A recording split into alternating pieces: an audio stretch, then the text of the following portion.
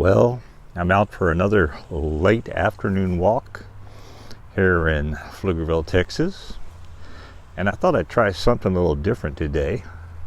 Maybe throw a topic at you that's a little unusual, kind of something I wouldn't normally do, but see what you think and see if you run into something similar. But anyway, let me find a shady spot to stop and be able to communicate with you here. So my question today for you is, have you ever seen a UFO or UAP? And that acronym would refer to a unidentified flying object or unidentified aerial phenomena, as they now like to call it. But just thought I'd give you some thoughts on that and see what you think. Throughout my life, I haven't had firsthand close-up observation of either of those, but I'll tell you some stories from when I was younger and as I grew older. I remember early on when we were probably, my sister, we were probably about 5-6 years old. I was maybe 6 or 7.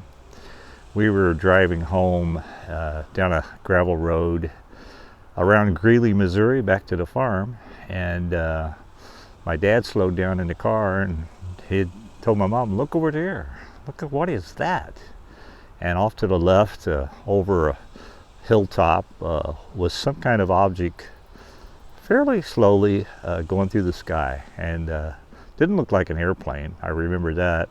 And they thought it was kind of strange. Of course, they'd seen airplanes flying over the farm many times. But it was like a cylindrical object as best I could recall, and never really knew what it was. But that's one of my first instances of seeing something unusual. Don't know what it was, and it was too far away to really get a close-up view of it. But that's just the first occurrence that I recall. Then a little later, back around high school age, I think I was in high school. Maybe I had just left high school, gone to college, but I think I was still in high school. It would have been around the late 60s, maybe early or mid 70s. There was a flap of UFO sightings in central Missouri, kind of close to the towns of Ellington, Missouri, Bunker, Missouri, Piedmont, Missouri, Clearwater Lake. And basically what supposedly occurred was the high school basketball team had gone, I believe, to Steelville, Missouri for a basketball game. And on the way back, they saw a strange object land in the field. They stopped the bus, tried to get a good look at it, and all of them purportedly saw a craft that looked like an aircraft to them, or a spacecraft, land in the field and had the typical UFO type shapes, lights and things like that. Now, of course, I wasn't there. I didn't see it. They were assumed to be honest in what they saw. Back then, Dr. J. Allen Hynek actually made a trip to that area at some point and did some investigation. He's a pretty well-known scientist, investigator, that type of thing, and actually worked with the Air Force on Project Blue Book. So he did do some investigation. When I did go to college at University of Missouri at Rolla, the name at the time, they had a series of presentations, and actually one was a presentation by Dr. J. Allen Hynek about his UFO research observations, and he even talked about the one that occurred near Centerville, Missouri, with the high school kids coming back from the basketball game. So it was an interesting discussion. Supposedly people actually saw a craft go in and out of Clearwater Lake. So it would go into the water, under the water, and come back out. But again, that's anecdotal. I wasn't there. So an interesting story. But if it's true, it's definitely an interesting story from that time and from that area in the hills of Missouri.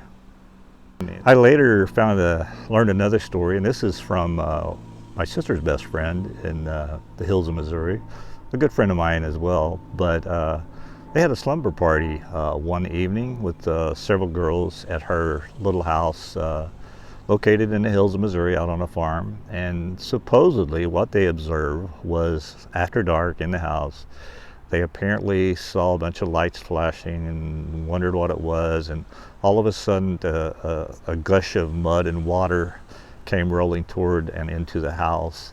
And supposedly what they saw when they opened the door, if I'm not mistaken, was some kind of craft.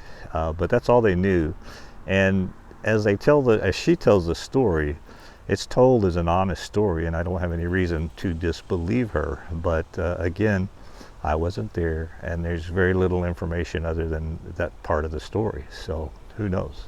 Was it real? Was it a dream? Was it imagination? I don't know. Here's another story that was told to me firsthand by a distant uncle. Coming back to the United States after doing an assignment in the Philippines and marrying my Filipino wife, we visited an uncle that lived in near Poplar Bluff, Missouri, kind of down toward the flatlands, not too far from the Black River, close to the Mississippi. But he told stories that he told many times over the years about watching a UFO or UAP come down to the power lines and actually appear to drain energy from the power lines up to the craft. Now, he was a storyteller, but as he tells this one, he tells it as an honest to God's true story. And based on what people tell about him and that story, they believe it to be true. Now, again, that's one of those stories from a hillbilly storyteller that you kind of have to take with a grain of salt, because who knows if it was true or not, but that's another indication of what he says he saw. Personally, I've always wanted to see firsthand and hopefully close up a UFO, an unidentified flying object, or a UAP, whatever you want to call it. That hasn't happened yet anyway. I'd be happy to engage in that if the opportunity ever arose, but so far that hasn't. In my military career, I worked signals intelligence and at one assignment in Space Division in Los Angeles. I got to go out to the Skunk Works, Lockheed Skunk Works, and a very limited tour to deliver some material we had to deliver to them. The only thing I got to see was the SR-71, nothing else. But they are extremely strict about protecting their classified information. Related story to that is I worked with a civilian guy, young civilian guy. We also worked a part-time job together after hours, after duty hours in the Air Force. And he was a blabbermouth, to put it lightly. He actually got a job at the Skunk Works, and from the moment he got the job at the Skunk Works and came back to his other job to talk with us, he would not say a peep about what they did. So the only thing I can gather from that is whatever they showed him, whatever they told him, really got him serious about keeping his mouth shut for what he knew, what he saw. So it's just an indication that for those type of programs, they sometimes call them black programs, very classified programs. If you're in that realm, they will definitely make sure you don't talk about it. So just an indication of who knows what's out there. I'm one of those people that really want to base my information on facts.